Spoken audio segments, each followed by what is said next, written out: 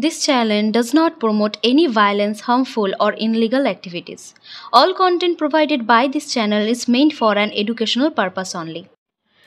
গরমের তাপদাহে যখন শহরের কোলাহল ও ধুলোবালি অবরুদ্ধ করে ফেলে আমাদের মন, তখন প্রকৃতির শান্তিপূর্ণ কোণে কিছু সময় কাটানো হলো সবথেকে ভালো উপায়। এমন শান্তিপূর্ণ একটি জায়গা হলো উত্তরবঙ্গের কালিম্পং জেলার ডালিমখোলা, যা পর্যটকদের জন্য এক সুরম্য স্থান হিসেবে পরিচিত। এটি শহরের কোলাহল থেকে দূরে এক নিস্তব্ধ প্রাকৃতিক জায়গা, যেখানে আপনি রিফ্রেশ হতে পারবেন। প্রকৃতির কাছ থেকে গরমের সময় গন্তব্য হিসেবে উত্তরবঙ্গের পরিচিত স্থানগুলি যেমন দার্জিলিং, সিকিম বা কুলু মানালি অত্যন্ত জনপ্রিয়, এবং এইসব জায়গা তখন পর্যটকদের ভিড় এতটাই বেড়ে যায়, কিছুটা অস্বস্তি লাগে অনেকটাই। সেই কারণে অনেকেই এমন স্থান খোঁজেন যেখানে শান্তির পাশাপাশি প্রাকৃতিক সৌন্দর্য উপভোগ করা যায়। ডালিমখোলা এমনই একটি স্থান যেখানে আপনি একদিনে যেমন পাহাড়ের নৈসর্গিক দৃশ্য উপভোগ করতে পারবেন, তেমনই পাবেন নিরিবিলি পরিবেশ, যা আপনাকে একান্তে কিছু সময় কাটানোর সুযোগ করে দেবে। এবার আসি কিভাবে যাবেন আপনি ডালিমখোলাতে। ডালিমখোলা পৌঁছাতে হলে প্রথমে আপনাকে শিলিগুড়ি, কালিম্পং বা জলপাইগুড়ি থেকে গরুবাথানে যেতে হবে। শিলিগুড়ি থেকে গরুবাথানের দূরত্ব প্রায় 63 কিলোমিটার। আপনি নিউ জলপাইগুড়ি স্টেশন থেকে গজলডোবার রাস্তা দিয়ে গরুবাথানে যেতে পারেন। গরুবাথান থেকে প্রায় 10 কিলোমিটার দূরত্বে ডালিম দুর্গ অবস্থিত। গরুবাথান থেকে ডালিমখোলার পথটি পাহাড়ি, তাই সেখানে কিছুটা সময় হাঁটতে হয়। এবার আসি, গরমের সময় তো বটেই, তবে সারা বছরই ডালিমখোলায় যাওয়া সম্ভব।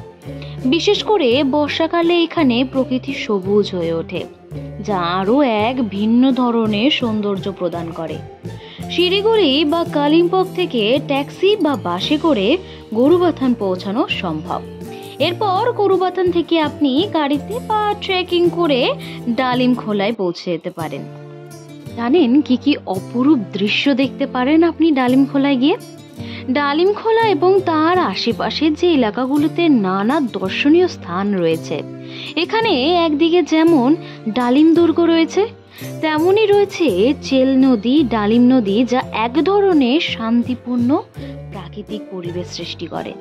বিশেষত ডালিম নদী তার চাঞ্চল্য প্রবাহের জন্যই পরিচিত, যা এখানে আসা পর্যটকদের মনোমুগ্ধকর অভিজ্ঞতা প্রদান করে। ডালিম দুর্গটি পুরনো এবং তার ধ্বংসাবশেষ এখনো দৃশ্যমান, যা পর্যটকদের জন্য একটি ঐতিহাসিক স্থান। পাহাড়ের উপর থাকা যে দুর্গটি, তার আশেপাশের এলাকায় দেখলে মনে হয় যেন সময় থমকে দাঁড়িয়ে আছে। এখানে পৌঁছানোর জন্য আপনাকে কিছুটা পাহাড়ি পথে হাঁটতে হবে, যা একেবারে প্রকৃতির মধ্যে হারিয়ে যাবার মতো এক অভিজ্ঞতা। এছাড়াও পাহাড়ের উপরের অংশ থেকে দেখতে পাবেন লেপচা রাজা দুর্গের ধ্বংসাবশেষ। প্রাচীন দুর্গের ধ্বংসাবশেষের মধ্যে এক অভূতপূর্ব সৌন্দর্য রয়েছে। এই স্থানগুলো আপনাকে অতীতে ফিরিয়ে যেতে বাধ্য করবে, যেখানে ইতিহাস এবং প্রাকৃতিক সৌন্দর্য একসঙ্গে মিশে একাকার হয়ে গেছে। ডালিমখোলা ও তার আশেপাশের পরিবেশ এতটাই শান্ত এবং প্রাকৃতিক যে এখানে এসে আপনি প্রকৃতির মধ্যে হারিয়ে যাবেন। চিল নদীর সঙ্গীত এবং পাহাড়ে পাখির কলতান এবং সবুজ পাহাড়ে গাঢ় রং, এইসব মিলে এখানে একটি অন্যরকম অনুভূতি সৃষ্টি করে। এইবারে বলি সঠিক সময় কখন, ডালিমখোলা কখন বেশি সুন্দর হয়ে ওঠে। ডালিমখোলা যে কোনো সময়ে ভ্রমণের জন্য কিন্তু উপযুক্ত, তবে গরমে বিশেষ আকর্ষণীয় হয়ে ওঠে এই স্থান। গরমের সময় যখন শীতল এবং শান্ত পরিবেশের প্রয়োজন হয়, তখন ডালিমখোলা একটি আদর্শ জায়গা হয়ে দাঁড়ায়। তবে বর্ষাকালে এখানে প্রকৃতি আরও সুন্দর হয়ে ওঠে, যখন সবুজের রং আরও গাঢ় হয়ে যায় এবং জলসাগুলো মধ্যে মেঘের ছায়া পড়ে। এছাড়া শীতের সময়ও এখানে বেড়াতে আসা যায়, তবে কিছুটা ঠান্ডা হতে পারে। সুতরাং আপনি যদি শান্তির খোঁজে থাকেন, এবং প্রকৃতির মধ্যে হারিয়ে যেতে চান, তাহলে ডালিমখোলা সারা বছরই আপনার জন্য কিন্তু উপযুক্ত একটি স্থান। ডালিমখোলা সত্যি একটি অপ্রচলিত এবং নিরিবিলি স্থান, যা আপনার গরমের ছুটির পরিকল্পনায় এক নতুন মাত্রা যোগ করতে পারে। এখানকার প্রকৃতির সৌন্দর্য, পাহাড়ি দুর্গ এবং নদীর সঙ্গীত আপনাকে এক অন্যরকম অভিজ্ঞতা দেবে।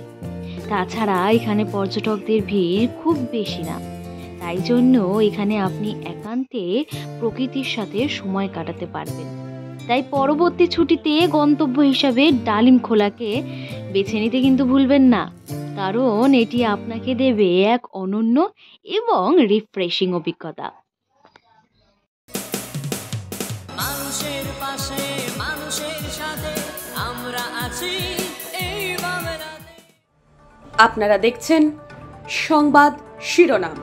দেখলেন তো অনেক কিছু, এবার দেখুন নতুন কিছু।